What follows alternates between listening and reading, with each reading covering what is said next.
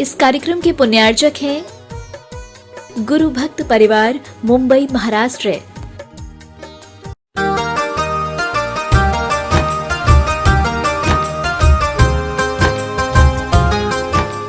जैनम जयतु शासनम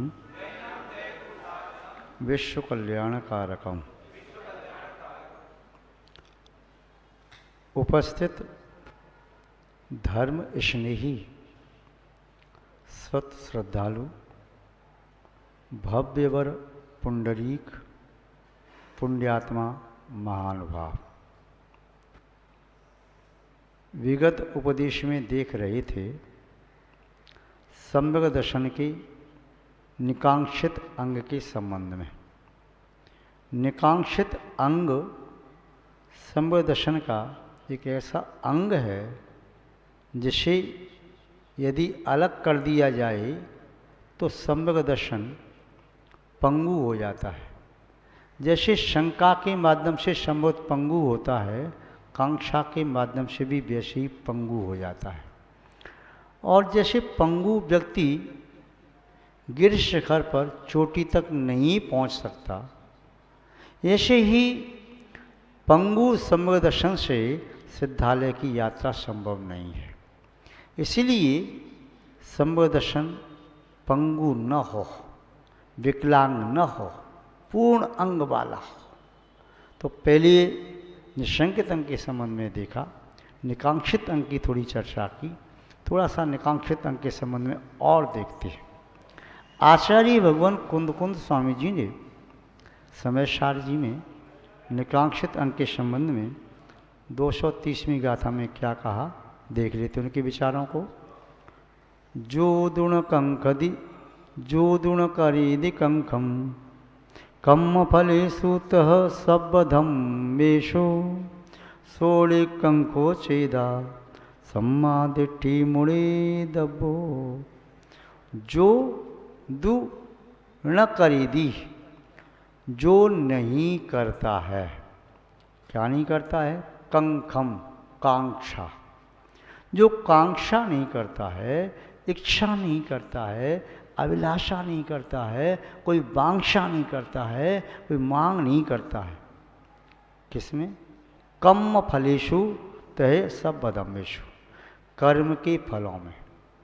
कर्म के फलों में कांक्षा नहीं करता है, क्योंकि जैसे भी देखा संसार का जो कुछ भी वैभव है वह कर्म के अधीन है।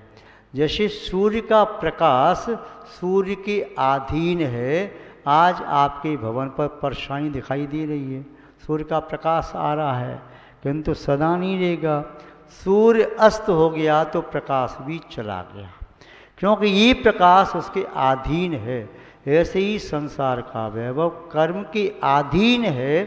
कर्म के नष्ट होते ही वह वैभव भी नष्ट हो जाता है, वह आपसे चला जाता है, उसके पास पहुंच जाता है जिसके उस प्रकार के कर्म का उदय है। तो ये नियामक संबंध है। सूर्य के उदय के बिना सूर्य की किरणें या सूर्य का प्रकाश संभव नहीं है, वैसे ही कर्म के उदय के बिना कर्म का फल संभव नहीं है। इसलिए जो व्यक्ति कर्म के फलों में कांक्षा नहीं करता, जो व्यक्ति सर्वधम्मेषु सभी प्रकार के धर्मों में आकांक्षा नहीं करता, लौकिक धर्म होते हैं और भी संसार में जो परवस्तु को देने वाले धर्म माने जाते हैं, उन धर्मों में भी आकांक्षा नहीं करता। वह सम्यक दृष्टि निकांक्षित अंग को धारण करने वाला, वह अपने स्वरूप में लीन होना चाहता है। वह जानता है मैं अपने में स्वयं पूर्ण, पर की मुझ में कुछ गंध नहीं। अपने आप में मैं पूर्ण हूँ, क्योंकि सिद्ध भगवान जो सिद्ध बने तो बाहर की संपत्ति समेट करके नहीं, बटोर करके नहीं, अपितु वह सब छोड़ करके जो उन्होंने अनादिकाल से अर्जन कर रखा था, उन सभी कर्मों को, कर्म के फलों को, चाहे वे कर्म द्रव्य कर्म हो, भाव कर्म हो, नो कर्म हो, सबको छोड़ करके सिद्ध अवस्था प्राप्त होती है। जोड़ते जोड़ते सिद्ध अवस्था प्राप्त नहीं होती। इसलिए कहा जो साधु जो योगी, जो यति व मुनिराज अपनी आत्मा में लीन हैं, उस समय वे बाहर से कुछ नहीं चाहते।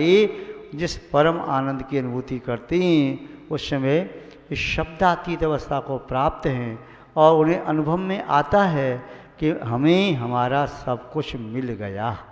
हमें कर्म का फल जो मिले वह नहीं चाहिए, क्योंकि कर्म का फल तो कभी राग को उत्पन्न करता है, कभी द्वेष को, कभी मोह को। इसलिए विद्युतवर दौलतराम जी ने कहा, पुण्य पाप फल माय हरख बिलखो मत भाई, ये पुद्गल पर जाए उपज विनशय फिर थाई। पुण्य और पाप दोनों ही अतिथि की तरह से हैं हमारी आत्मा रूपी भवन में। ये अतिथि क्रम क्रम से आते हैं, कभी पुण्य रूपी अतिथि आता है, कभी पाप रूप अतिथि आता है। और अतिथि आता है जाने के लिए, कोई अतिथि ठहरता नहीं। ठहर जाए तो उसे निवासी व प्रवासी कहते हैं, अतिथि नहीं कहते। तो हमारी आत्मा में जो भी कर्म हमने बांधा अपना फल दे करके चला जाता है। फल देने के उपरांत वह अतिथि ठहरता नहीं। तो महानुभाव आचार्य भगवान समंतवत स्वामी कह रहे हैं कि जो दु न करेदि कंखम, और जो कांक्षा नहीं करता है कम फलेषु। अब कर्म फल शब्द अकेला कह दिया तो कर्म फल कहते ही संसार की प्रत्येक दशा इसमें कह दी। कोई भी संसारी प्राणी की दशा है वह सब कर्म के उदय से है। बिना कर्म के उदय के संसार की कोई दशा आती ही नहीं है। बिना कर्म के उदय के तो केवल यदि दशा आती है तो वह आती है मुक्त दशा, सिद्ध दशा, शिव दशा। जो कर्म रहित है मोक्ष की दशा, वहाँ कोई कर्म नहीं और कर्म का फल नहीं। सर्वधर्मेषु, सभी प्रकार के धर्मों में अनाकांक्षा भाव, आकांक्षा न हो। कोई व्यक्ति लोभ देता है, यदि आप पूजा करोगे तो आपका एक काम सिद्ध हो जाएगा, तो लोभ से पूजा की, धर्म तो आपने किया। यदि जाप लगाओगे तो ऐसा काम हो जाएगा, तो जाप लगाई किसी लोभ से, किसी वस्तु की कामना से। यदि आप ये तीर्थ यात्रा कर लोगे तो ऐसा होगा। यदि आप छत्र चढ़ा दोगे तो आपका ही काम हो जाएगा। यदि आपने ऐसा किया तो ऐसा हो जाएगा। तो ये सब लोक धर्म, व्यवहार धर्म और लौकिक वांछाओं को पूर्ण करने वाली जो धर्म हैं, सम्यक दृष्टि जो निष्कांक्ष है वह इन धर्मों को इस प्रकार की भावना से नहीं करता, वर की लिप्सा से वह नहीं करता। वह तो निशंकित है, कुछ नहीं चाहिए मुझे। क्यों? क्योंकि मैंने अनादिकाल से पर को ही प्राप्त किया है। जब तक मैं पर को सर्वदा और सर्वथा नहीं छोड़ूंगा तब तक आत्मा के समग्र वैभव को प्राप्त नहीं कर सकता। तो इसलिए वह सब छोड़ना आवश्यक है। सोलिकंको चेदा, वही आत्मा निष्कांक्षित है। जिस आत्मा की कर्म के फलों में और सर्वधर्म फलों में कोई कांक्षा नहीं है, वही सम्मा इट्ठी मुड़े दब्बो, उसे ही संभव दृष्टि मानना चाहिए। महानुभाव देखो, एक आध दो प्रसंग आपको बताते हैं कि संभव दृष्टि जीव किस प्रकार से भोगों की आकांक्षा से परे होता है। आपको ज्ञात है 22वें तीर्थंकर नेमिनाथ भगवान और उनकी जीवन साथी चिरसंगनी बनकर के रहने वाली राजुल, जूनागढ़ के महाराज उग्रसेन की पुत्री। नेमिनाथ वैसे तो शादी विवाह करना नहीं चाहते, किंतु श्री कृष्ण ने इस प्रकार का जाल रचा कि उन्होंने शादी के लिए मौन श्रुति दे दी और शादी के लिए आए। पुण्य नारायण श्री कृष्ण ने ये सोच कर कि कहीं ऐसा ना हो, यह तीर्थंकर बड़ा बलिष्ठ है और यदि इसने शादी कर ली, शादी हो गई, तो ऐसे तो राज से विरक्त है, किंतु पुत्र का मोह ऐसा होता है कि राज्य को छीन के अपने पुत्र को न दे दे। इसलिए ये बैरागी है, इसके बैराग को पुष्ट करो और ये राग के बंधन में न बंधी। इसलिए क्या किया, मार्ग में जंगली पशुओं को या ग्रामीण पशुओं को बंद करवा दिया वाड़ी में, वे रो चिल्लाने लगे, चीखने लगे। उधर से रथ जाता है तो सारथी से पूछा, सारथी रथ को रोको, ये बताओ ये पशुबंदी में क्यों बनाए गए? पूछ के आता हूँ महाराज। पूछा तो उसने जैसा बताया था, सिखाया था, उसने कह दिया कि महाराज नेमनाथ की बारात में जो लोग आ रहे हैं उनके लिए कोई मांस बख्शी राजा होंगे तो उनके लिए व्यवस्था करने के लिए पशु बंधन में डाले गए। इसे सुनकर के ही, यद्यपि ऐसा कुछ था नहीं, किंतु ये तो षड्यंत्र था, जाल था, तो अरे मेरी विवाह की खातिर कोई ऐसे भी राजा आएंगे जो मांस बख्शी हों, उनके लिए इतने पशुओं का वध किया जाएगा। मुझे नहीं कराना ऐसा विवाह जिससे जीवन हो जाए तबाह। मुझे नहीं करनी ऐसी शादी जिससे मेरी आत्मा की हो जाए बर्बादी। बस मैं तो आत्मा के वैभव को प्राप्त करूँगा। और तो रण से रथ को क्या मोड़ा, जीवन का पथ ही मोड़ लिया, राजुल से नाता क्या तोड़ा, शिव रमणी से भी जोड़ लिया। और राजुल को छोड़ करके चले गए। गिरनार पर्वत पर यथाजा दिगंबर मुनि बने नेमनाथ राजकुमार और 56 दिन के अल्पकाल में ही छद्मस रह करके केवल ज्ञान को प्राप्त कर लिया। राजुल को उनके माता पिता ने बहुत समझाया। राजुल की उस जीव आत्मा के प्रति बहुत गहरी प्रीति थी। कहते हैं कि 7 कदम भी कोई साथ साथ चला जाए और तो उसके प्रति प्रेम हो जाता है। और जो 7 कदम नहीं, 7 घड़ी नहीं, 7 दिन, पक्ष, मास और वर्ष नहीं, जो जीव उस जीव के साथ 7 भवों तक, 9 भवों तक रहा हो, 9 भवों तक सागरों पर्यंत भी आयु प्राप्त की या कभी कोटि पूर्व की आयु प्राप्त की, और 9 भव तक, इतनी भव तक कंटिन्यू रहा, उस जीव के साथ जीव का संबंध रहा, तो जीव के प्रति इतना तीव्र अनुराग राजुल भी वैराग से परिपूरित होकर के दीक्षा के लिए आगे बढ़ती है। माता पिता समझाते हैं रुदन करना व्यर्थ है, अब नेमनाथ लौट के नहीं आएंगे। नेम विरागी बन गई, अब उनसे क्या आश, क्या पानी बरसाएगा भला स्वच्छ आकाश। नेमनाथ वैरागी हो गए, अब उनसे कोई आशा करना व्यर्थ है। पुत्री अभी लौट के नहीं आएंगे, इसलिए आपके लिए हम दूसरा वर खोज देते हैं और आप विवाह करके अपना जीवन सुखी बनाओ। फेरे जब तक ना पड़े कन्या कुंवारी होय, वर शक्ति वर दूसरा, इसमें दोष न कोई।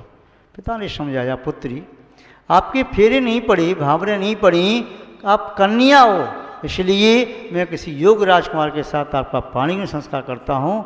वह राजकुमार तो शायद पुण्य से हीन था जो आपको प्राप्त नहीं कर पाया। उन्होंने कहा, नहीं पिताजी, ऐसा नहीं हो सकता।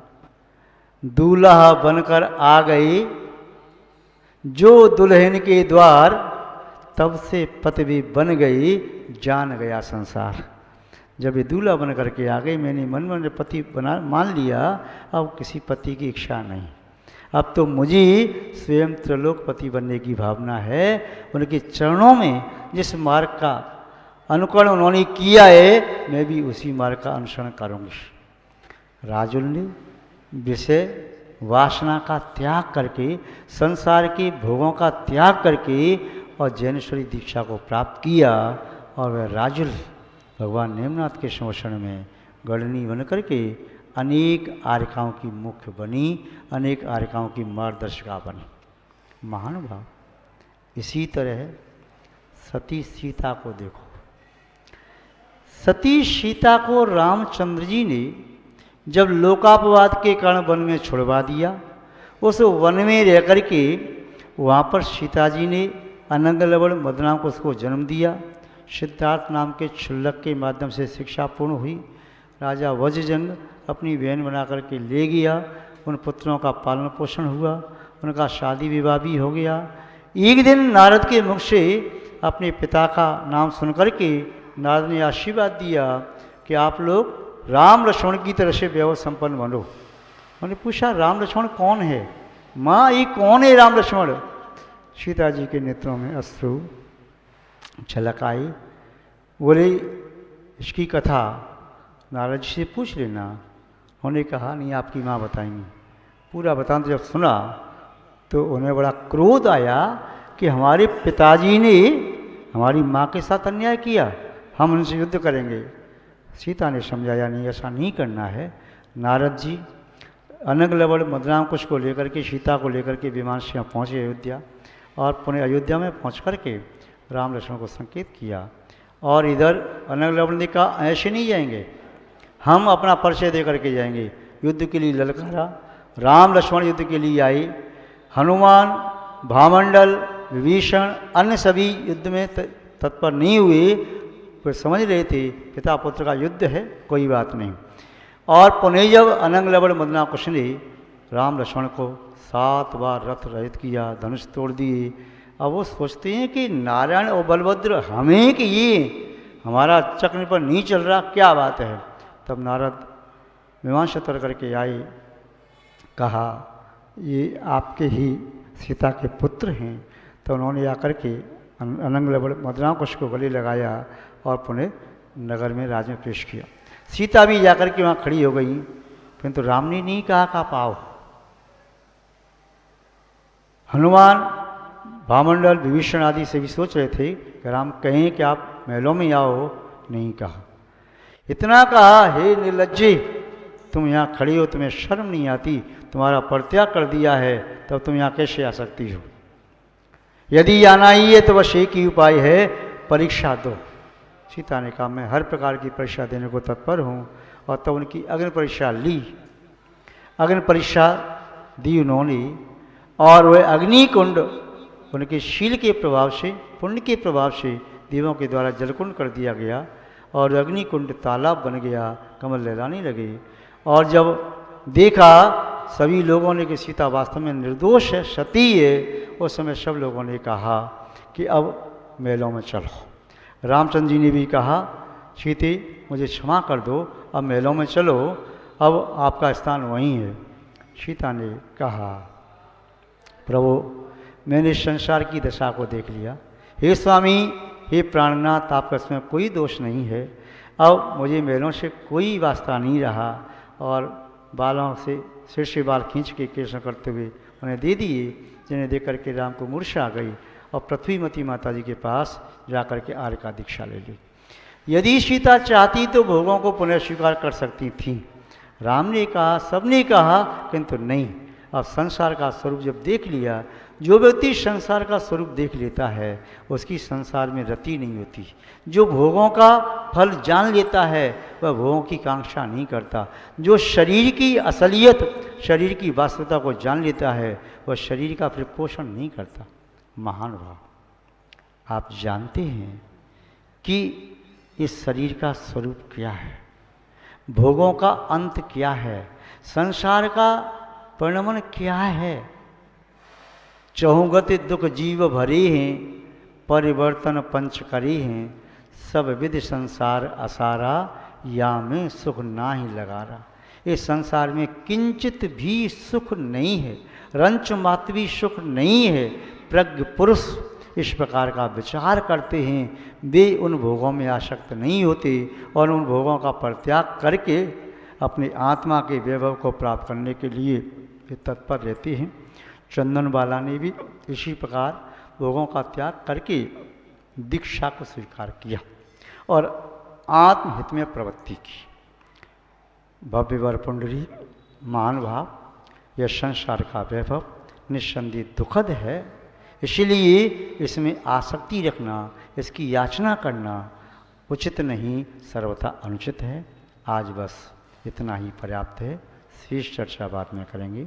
जय बोलिए श्री शांतनाथ भगवान की, परम पूज्य आचार्य गुरुदेव श्री विद्यानंद जी महाराज की, अहिंसामय विश्व धर्म की।